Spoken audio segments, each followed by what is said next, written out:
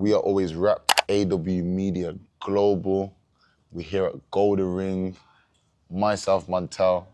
And me, Michael. And this is the first episode, official episode of We Don't Know Boxing. And Michael, why is it called We Don't Know Boxing, man? Because, bro, I can't lie, I've had a few mishaps. Loads of times I'm thinking I'm going to get it right. And it was funny, it all started about a year ago when I watched Ryan Garcia versus Devin Haney. Yeah, that was it. I was so confident Devin Haney was going to win.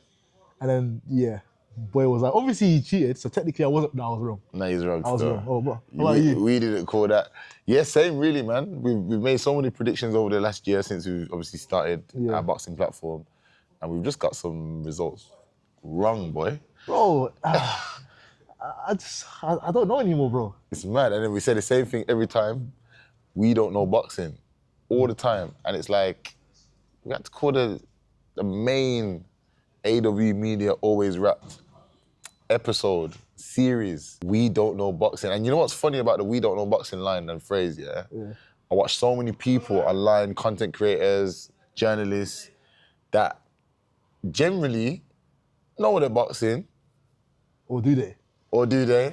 No, they know. Everyone knows boxing from a certain level. You know, you can say what you think or say a fighter's good, but you don't really know the depth and the detailed analysis. You get me? So I think it's just a phrase that we throw out there, just to kind of mock ourselves and mock the industry as well. Yeah, I think it's fun, because boxing is full of opinions. Everyone's got their own opinion at the end of the day.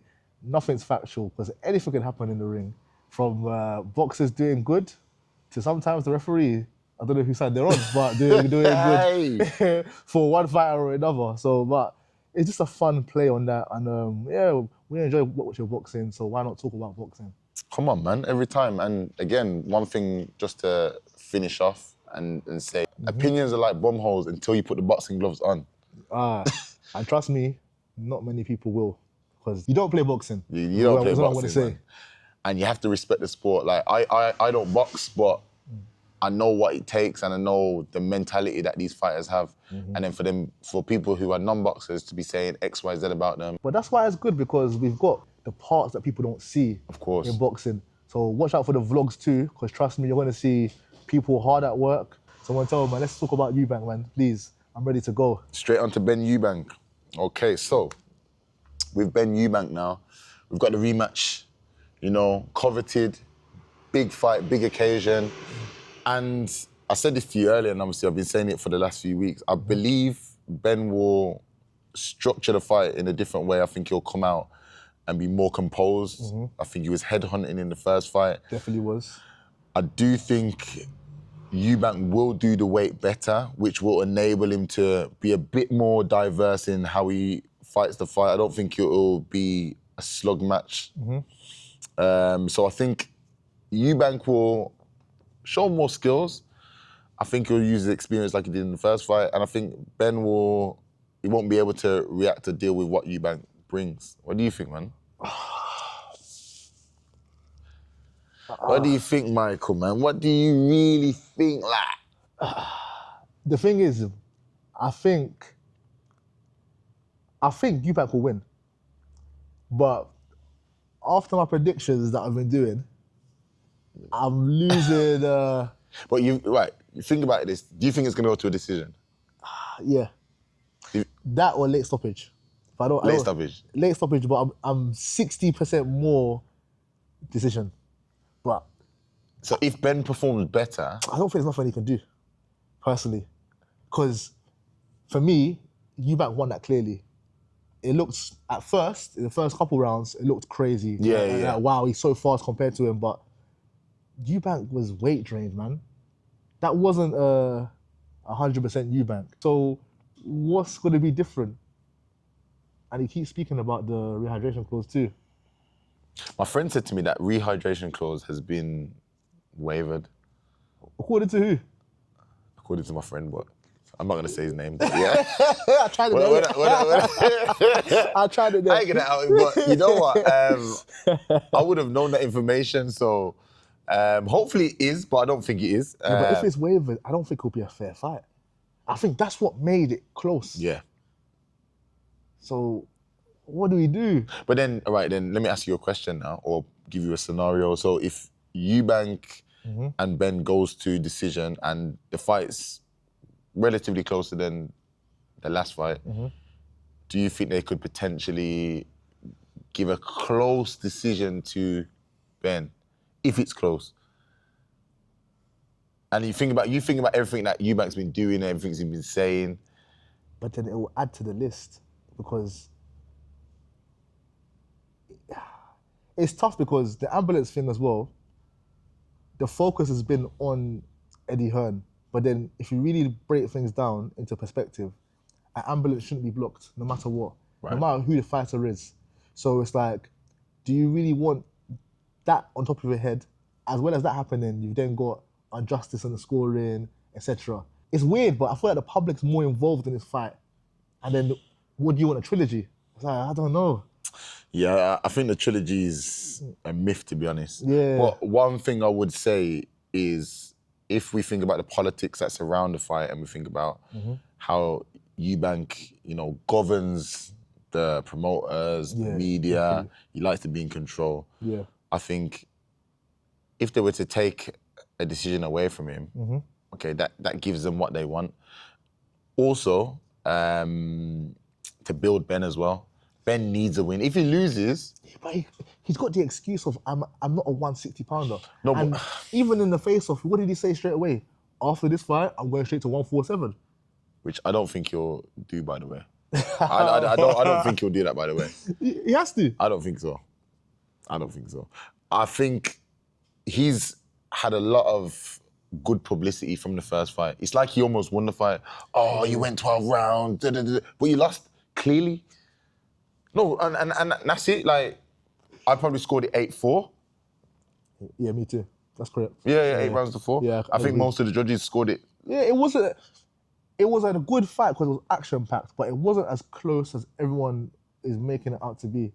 That's the thing. Are they getting mixed up with the fight being competitive and the fight being close? Yeah, because a fight could be competitive, but still not be close, if that makes sense. Unless it's like a razor-thin round where it could be a swing round.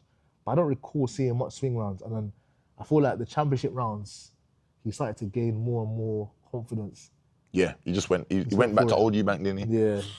So what do you think Benn could potentially do to win this fight? Because you said you were 60%, which is the Eubank number, by the way. The reason why it's tough is because with Benn, the media is so with him. So like, you kind of believe everything he says as well. Because you can't lie, like they paint him as the angel in this. And Eubank as the bad guy. But then that's with just the media. The public opinion is actually quite the opposite. Yeah. Which surprises me as well. So I think for me, it's what you said. If it's close or closer, are they going to then... Because what does he do better than Eubank? Okay, he's faster. Yeah, he's explosive. He's more explosive. Of course, he should be. He's a smaller man, right? Of course. So other than that, what does he do that's different? That's like that you can say, you know what, he will have Eubank, because I don't know him to be a boxer either. I know him as a fighter. And he's not a counter-puncher. He can't really fight off the back foot effectively. He did in spells in the first fight, but he's not going to counter-punch. He's not going to take one to give one over the top, is he? Okay, so you're right what you're saying. So he can counter, but when he's coming forward. Yeah. But then when it comes to fighting on the back foot, he's quite limited. And like in the first fight as well, we saw at times where Eubank was leaning on him. Yeah. That's 3 rounds. Yeah. Couldn't push him off, couldn't really use that strength. And this is what the weight classes tell us. Do you know what I mean? The smaller guy will always struggle when it comes to that. And usually when you think about a smaller guy going up, okay, they win or benefit through superior boxing skills. And he doesn't have superior boxing skills. Wow. If you think about it. No, you're right. You don't. Right now, you're flowing. I'm flowing, man. I'm flowing, man. Right now. Yeah, I can't lie. I'm still mad at you. I'm still mad at you, by the way. I can't box, by the way, but anyway. I'm still mad at you. I can box, actually. But I'm still mad at you. Go on. Because of you, I bet against Moses and Toma. That's for another day. Yeah. You're flowing with didn't work, and then I bet against the Toma. So I'm still mad at you. When the fight got announced, Mike put in the group chat, Do I need to find what you put in the group chat? No. I think you're like, yo, this guy is not getting past 2 rounds. I said, hey. But it was based off what we saw against Tete, and he fought somebody else in Ireland or something. Yeah, he did. That was why it was based off of. Like, the Dylan White, we know, of course, will never be like that. But it was sad, man. it's timing. It's all about timing. Yeah, it's timing, man. Boxing's a timing sport, innit? And if you look at BoxRec, bro, they're not going to know about Dillian White. They're going to think, oh, he's the guy that was smoking Oscar Rivas. He did Joseph Parker. Yeah. But they're not going to know that's not the same Dillian White. That you're right about the Ben. I'm edging towards Eubank. But it's just politics, man. And we've got to explain, or what we need to think about is the fact that Bomac's in his corner again. No, that's true. One thing I like about Bomac is he doesn't overcomplicate boxing instructions or the sport of boxing. You see him in like Terence Crawford's corner, yeah? It's very clear, it's very concise, and it's straight to the point. So some people could argue that the fact he's got an elite fighter, yeah, that, you know, probably doesn't need much instruction because we know what Crawford is.